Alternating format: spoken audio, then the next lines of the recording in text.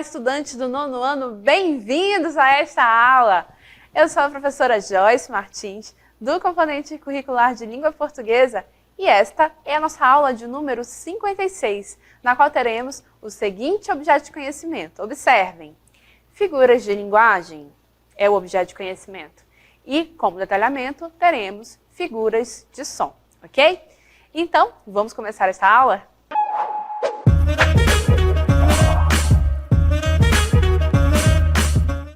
Nesta aula, nós vamos tratar sobre o último subtipo das figuras de linguagem. Então, não temos que deixar de ter isto em mente, não podemos deixar de ter isto em mente, que é o fato de que estamos tratando de figuras de linguagem, sobre essa linguagem que tem essa forma diferenciada de expressão. É uma forma de expressão que busca uma linguagem menos comum do cotidiano, que vai aí atribuir novos sentidos às palavras, às expressões, mas também vai buscar outras características desta palavra ou da frase para construir significação.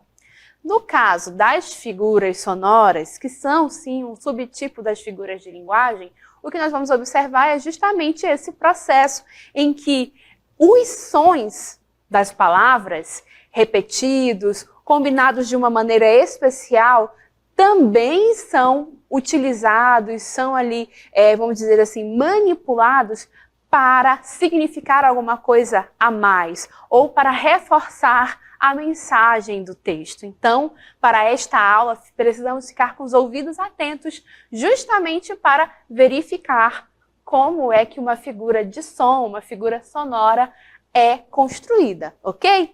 Então, justamente para começarmos essa nossa reflexão a respeito, né, da figura do som, ou propriamente dito do som que nós produzimos, nós temos um vídeo que traz essa reflexão a respeito disso, não é? O que é o som?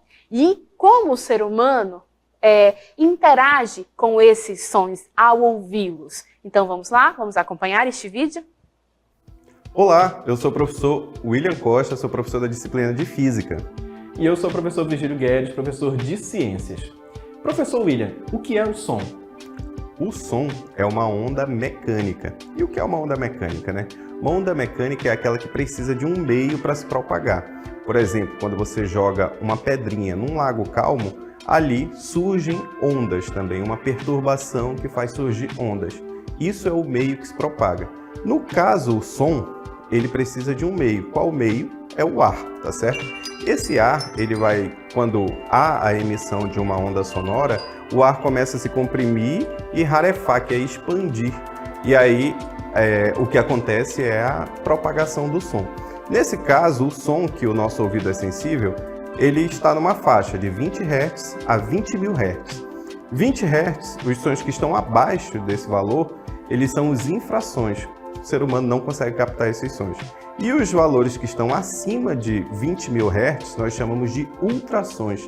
E aí também o ser humano não consegue captar esses sons, mas um animal consegue, alguns animais podem conseguir, como é, por exemplo, o cachorro. E aí vem a curiosidade, né, professor? Como é que o ser humano responde a esses estímulos sonoros? Olha aí que interessante, né? Como a gente pode observar, aí os sons estão relacionados, né, com a forma que a gente vai interagir com o ambiente à nossa volta. Então, como o professor William citou, falou o exemplo aí dos cães, né, até mesmo dos seres humanos, a gente precisa, então, captar essas informações para poder gerar aí essas respostas, né? Então, como a gente pôde observar, o som, ele vai chegar, e essa vibração, ela chega até a nossa orelha, provoca vibrações e chega um estímulo lá no nosso sistema nervoso, né, no nosso cérebro. Ele é que vai decodificar essas informações. Se for uma informação positiva, agradável, como uma música, por exemplo, né, vai nos trazer ali sensações de bem-estar, né? Então o som ele vai trazer emoções e sensações e a gente vai poder decodificar e interagir com o ambiente à nossa volta, até mesmo em caso de uma fuga ou de luta, né? Um som grave como uma buzina, um som alto, um som de um cachorro ali, um latido de um cachorro, né? Sim. A gente pode se preparar ali para diversas situações. Então é isso, né, sobre o som, espero que vocês tenham compreendido e a gente se vê na próxima, né, professor? Isso aí. Tchau, pessoal. Uma das formas, então, de o ser humano interagir com os sons e de apresentar respostas, né, como foi o que nós observamos aí no vídeo, que falou para nós tão bem sobre a questão dos sons, tem a ver justamente com gerar essa apreciação literária e de gerar significação, efeito de sentido. Então, os sons, em se tratando de textos literários, eles podem ser manipulados justamente para que a pessoa que vai interagir com aquele texto reconheça aquela interação específica com aquele som, aquela repetição intencional ou aquela junção de sons que, a princípio, não gerariam aquele som, aquela significação, mas que na leitura, né, do texto, ao longo da leitura do texto, vai sim evocar um sentido especial, um sentido diferente. Então percebam que sim, né, também como resposta aos sons que ouvimos em questões literárias, em textos que buscam esse tipo de resposta nossa, de gerar apreciação e emoção, também temos aí essa possibilidade, ok? Então, já que aí conversamos sobre a questão dos sons e já mencionamos, né, então que a figura do som é um subtipo de figura de linguagem, vamos trazer um conceito, vamos conceituá-la, olhem só. Então, as figuras de som ou harmonia, na cartela, olha só o que nós temos aí, são aquelas que utilizam a reprodução, repetição ou imitação de vogais e consoantes para intensificar a expressividade de um texto. Então, quando nós observamos num texto que há ali uma repetição, uma intensificação ou mesmo uma tentativa de imitação de som, ela não é aleatória. Certamente, o autor daquele texto fez com um objetivo de gerar algum efeito de sentido naquela construção, com aquelas repetições sonoras específicas, certo? Então, para que vocês comecem, então, a visualizar e a ouvir textos que têm esse tipo de construção sonora especial, vamos observar, então, o primeiro, que se chama a onda. E eu peço que prestem atenção em que repetições sonoras nós temos nele. Fiquem atentos aí, vamos lá. A onda. A onda anda. Aonde anda a onda? A onda ainda anda. Aonde? Aonde? A onda anda. Vocês viram, então, que é um poema aí, e que nele há essa questão da onda, correto? Junto com esse poema e com a declamação dele, nós inserimos aí a imagem de uma onda do mar ali, né, da praia, com a onda do mar, indo e vindo, né, nesse processo, mas a gente também poderia observar isso na onda do rio, né, com um pouquinho menos de intensidade, mas também acontece, né, da água ir e vir. Por que isso? Porque é interessante fazer esse paralelo do que é uma onda, para que a gente possa visualizar. Então, a onda, a gente já tem essa referência visual, correto? E aí, agora retomando o texto na cartela, nós vamos observar, vamos lá retomar o texto, que ele tem as seguintes repetições. A onda anda. Aonde anda a onda? A onda ainda anda onde? Aonde? A onda anda. Notem quantas repetições de on, an e in nós temos ao longo de todo o texto, correto?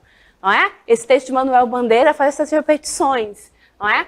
E, no caso aqui, ele utiliza, né, na grafia da língua portuguesa, a gente grafa com ON, AN e IN, mas são grafias que representam sons nasais, que nós chamamos. Sons nasais, como assim, professora? Vogais nasais, na verdade. São vogais que são pronunciadas em parte pelo nariz e em parte pela nossa boca, né? Então não é A, é an. Não é O, é on. Não é I, é in, né? Então são nasais. E o que acontece, né? Então ele quis repetir esses sons ao longo de todo o texto, né? E por que será? Ora, não foi à toa, não foi aleatório. Lembra que ele está falando de onda, correto? Onda da água aí, né? A gente pode associar com isso. Mas pode ser, de repente, uma onda sonora, como a gente viu ao longo do texto, né? Ao longo do vídeo, perdão, que falou sobre a onda. E a onda sonora fazia assim também, correto? Né? Então, vamos aqui observar na TV interativa que esses sons específicos que são repetidos, né? Eles podem ser representados assim. Gente, isso aqui é apenas a título de interpretação, para que vocês entendam essa interpretação, não é para decorar, tampouco é para se preocupar com isso aqui, é só para mostrar para vocês essa ideia da onda, né? Então, como a gente conversava, o som an, né, que aparece aqui no texto, né, quando ele fala anda, ele fala an, correto? O som an está bem aqui nessa posição, perdão. Aí o som in está, né, que foi repetido também ao longo de todo o texto, está nessa outra posição aqui.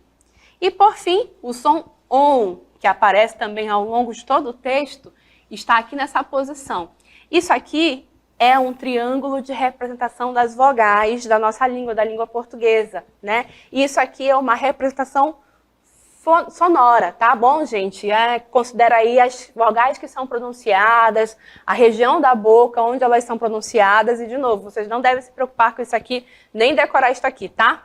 Aí, a vogal an, ela é considerada uma vogal baixa. A vogal on, uma onda média, e a vogal in, uma onda alta.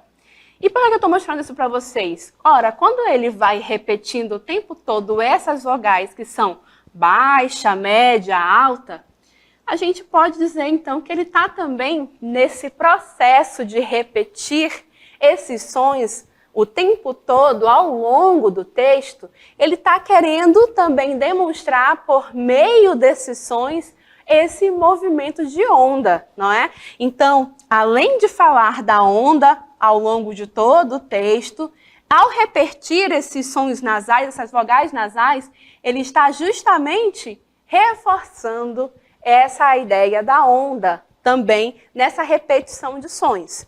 Voltando aqui comigo. E os sons que são repetidos por ele são sons de vogais, correto? São vogais nasais, mas são vogais, tá? E aí, a figura de som, a figura sonora que se caracteriza por ser essa repetição de sons de vogais, tem um nome especial. Se chama assonância. Coloca na tela, por favor, olhem só. A assonância, então, terá o seguinte conceito. Acompanhem na cartela.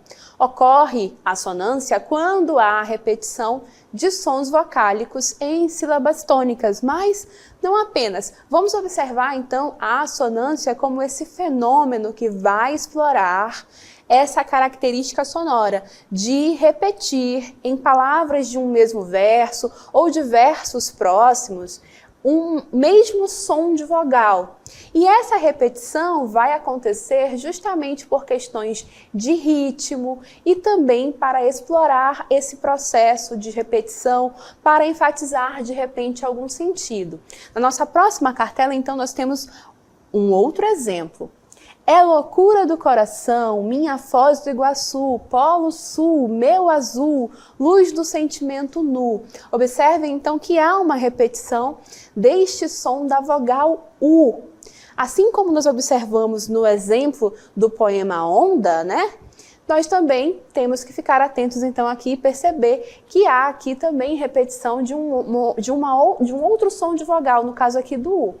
Aquele exemplo do poema Onda, né? Não precisam se preocupar com aquela questão dos triângulos, das vogais e tudo mais, aquilo era apenas para mostrar para vocês uma interpretação. Fiquem atentos mesmo a esse processo de repetição de som de vogal, porque aí, quando é a repetição de um som de uma mesma vogal, já fiquem com os ouvidos atentos e compreendam isso como um exemplo de uma assonância.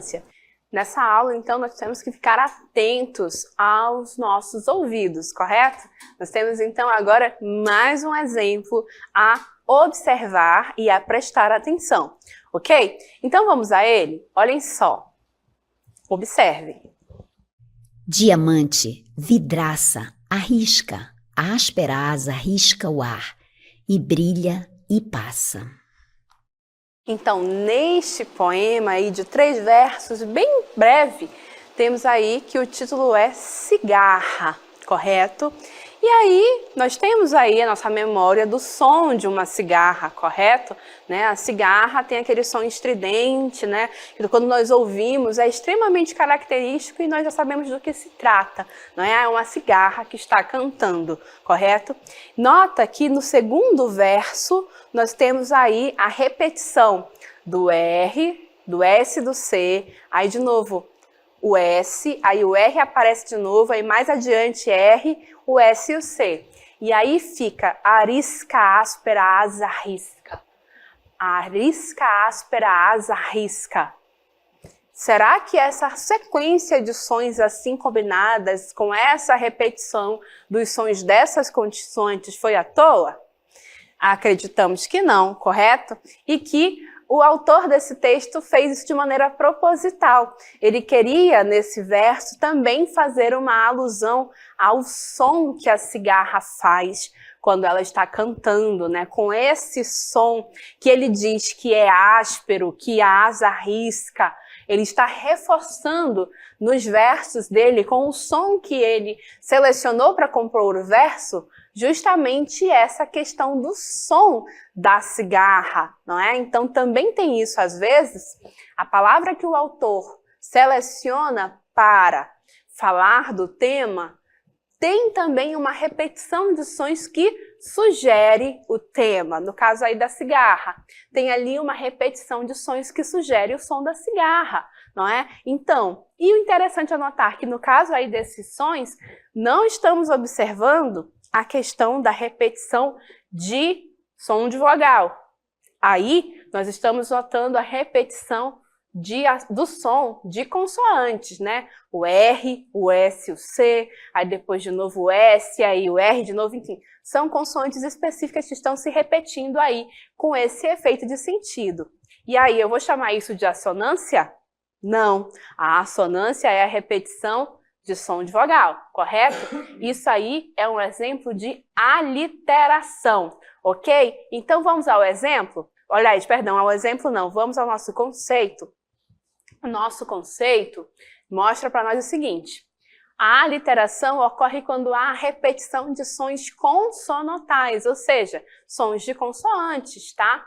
E esses sons podem ser iguais ou de natureza semelhante, ok? Então já faz essa outra associação.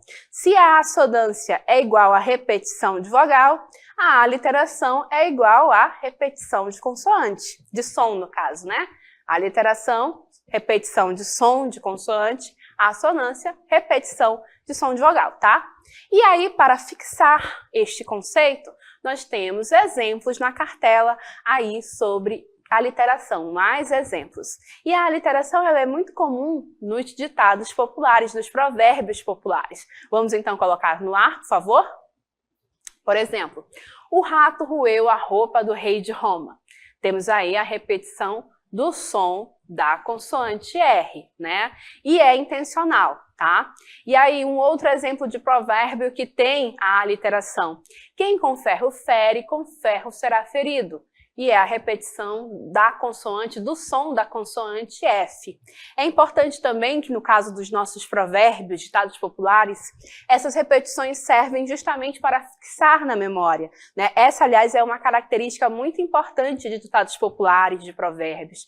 É essa combinação de sons próximos para facilitar a memorização de quem está ali aprendendo e, nesse sentido, de fazer propagar esses ditados ao longo da história, já que pertencem à tradição oral, né? Ali transmitido de geração em geração pela tradição oral, certo? Então, também ditados populares comumente apresentam exemplos de aliteração, ok? E aí, para seguir com a aula, agora nós vamos trazer um exemplo de trem de ferro. Isso mesmo, trem de ferro. Primeiro, nós vamos trazer a imagem. O trem de ferro, normalmente a gente associa com uma imagem semelhante a essa que nós vamos verificar agora. Vamos lá? Olhem só, então a gente tem aí, né, uma locomotiva, né, tem aí a parte da frente, né, onde que vai justamente puxar os demais vagões, né, tem ali uma questão, né, de produzir bastante fumaça, de fazer um barulho que é muito característico de locomotivas, de trem de ferro e tudo mais, não é? E aí, como é que ficaria a representação do som de uma locomotiva, de um trem de ferro, em um poema? Né? Já pararam para se perguntar sobre isso? Pois bem, tem um autor, um poeta, que fez. Ele colocou uma sequência de palavras que, repetidas ali em sequência várias vezes, pode sugerir um trem de ferro começando o seu caminho, começando o seu movimento. Esse poeta foi Manuel Bandeira e ele tem, de sua autoria, o seguinte texto. Vamos lá? Café com pão, café com pão, café com pão. Vixe Maria, que foi isso, maquinista? Agora sim, café com pão, agora sim voa a fumaça, corre cerca, ai seu foguista, bota fogo na fornalha, que eu preciso muita força, muita força, muita força. Esse texto não termina aí, ele segue, mas eu chamo a atenção de vocês para os 3 primeiros versos.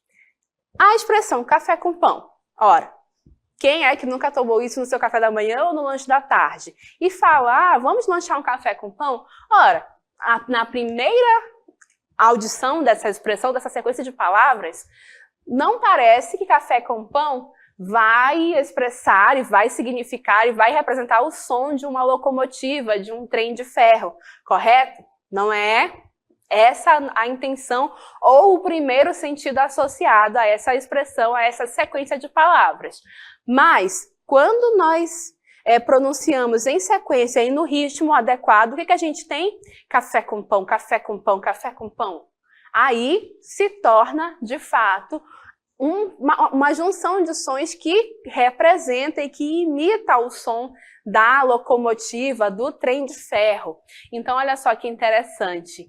Isso aí também é uma forma de fazer figura de som, figura sonora, porque justamente manipulou aí sons, no caso aí juntou palavras para tentar significar, no caso aí o som de uma locomotiva. E como é a busca, a tentativa de fazer uma imitação de um som de algo, né, no caso aí da locomotiva, isso é o que nós chamamos de onomatopeia. O que é a onomatopeia? Coloca no ar a nossa cartela, olha só. A onomatopeia ocorre quando se utiliza uma palavra especial ou sequência de palavras, né, no caso aí do nosso poema Trem de Ferro, para representar um som específico. Né? Então, a onomatopeia tem essa característica, essa natureza de ser a palavra ou a sequência de palavras que quer significar um som característico de algo. Né? E aí, sempre que você visualizar, né, uma palavra que busca significar o som de algo, representar o som de algo, saiba que é uma onomatopeia. Ora, o som do bater a porta, o som do toque do telefone, não é? Temos sons característicos, os sons que os animais produzem, né? O ser humano buscou desenvolver palavras que buscam representar esses sons. Então, todas essas palavras são consideradas onomatopeias e são consideradas essa figura de linguagem justamente que tem essa característica, né? É uma figura de linguagem, no caso, uma figura sonora, certo? E a onomatopeia tem mais uma característica interessante. Ela vai aparecer e vai justamente também ser interessante e importante em histórias em quadrinhos. Isso mesmo. E na história em quadrinho, ela aparece com um destaque bem característico e bem importante. Vamos colocar no ar. Em geral, na história em quadrinho, ela aparece justamente para designar aí, né, uma pancada, né, ou então um grande barulho, ou algum incidente, enfim.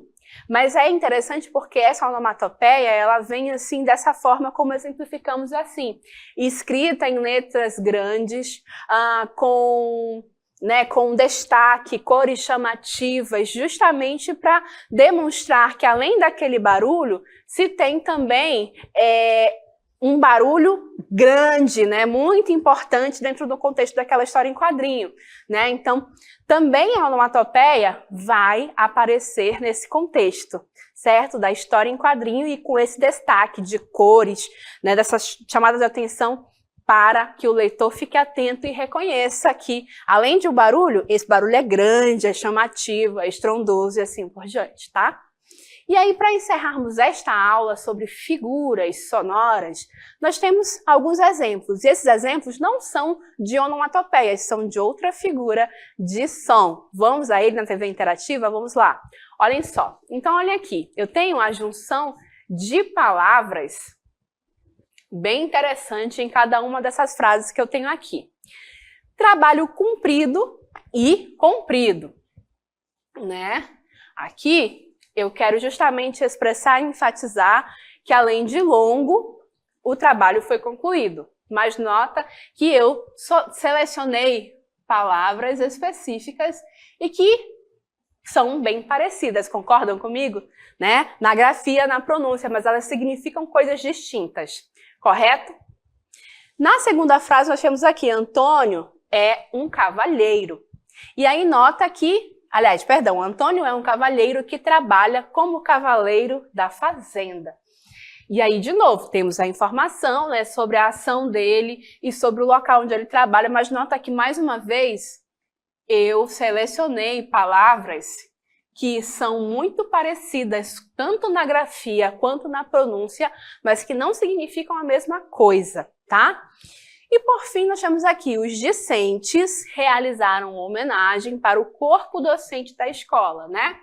Então, temos aqui a informação, né, de que os alunos discentes realizaram uma homenagem para o corpo docente, ou seja, o corpo de professores da escola. E mais uma vez, eu fiz questão nessa mensagem de selecionar palavras que têm aí uma grafia e uma sonoridade muito parecida, mas que não significam a mesma coisa. Ora, certamente, ao fazer essa seleção, o que se quis foi brincar com essas palavras que têm essa característica de que tem uma escrita e, por consequência, uma pronúncia, né? A questão da sonoridade, muito próximas, muito parecidas, mas que não significam a mesma coisa. E aí, a mensagem vai ter mais um elemento de fixação, né? Essa semelhança entre as palavras. Ora, essas palavras que estão aqui, cada uma, cada par delas, na verdade, em uma frase específica, é o que nós chamamos de parônimos, tá? Então, cumprido e comprido são parônimos. Cavalheiro e cavaleiro são parônimos. Discente e docente são parônimos. O que é parônimo? Palavras que têm grafia e pronúncia muito similar, muito parecida, mas que não significam a mesma coisa. E ao combiná-las em frases assim, de maneira tão próxima e claramente querendo explorar o fato de que elas são palavras parônimas, é que nós, então, chegamos à nossa última figura de som, que é a paronomásia. Vamos colocar no ar, por favor? Paronomásia. O que é uma paronomásia, professora? A paronomásia ocorre justamente quando palavras parônimas são aproximadas na construção de textos, tendo a clara intenção de reforçar os sentidos da mensagem, pela aproximação de elementos que se assemelham. Então, naqueles 3 exemplos que nós trouxemos, né?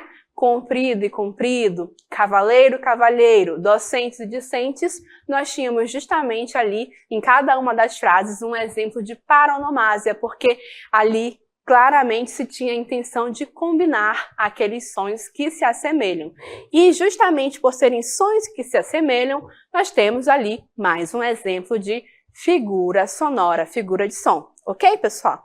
Então, assim, nós vamos encerrando esta aula, na qual nós trabalhamos e apresentamos para vocês o último subtipo de figura de linguagem, justamente a figura sonora. Apresentamos, então, a assonância, que é a repetição de sons vogais, a aliteração, que é a repetição de sons de consoantes, a onomatopeia, que é aquela sequência sonora justamente buscando imitar, representar o som de algo, e por fim a paronomásia, que quer justamente aí aproximar parônimos dentro de uma construção frasal, de um enunciado.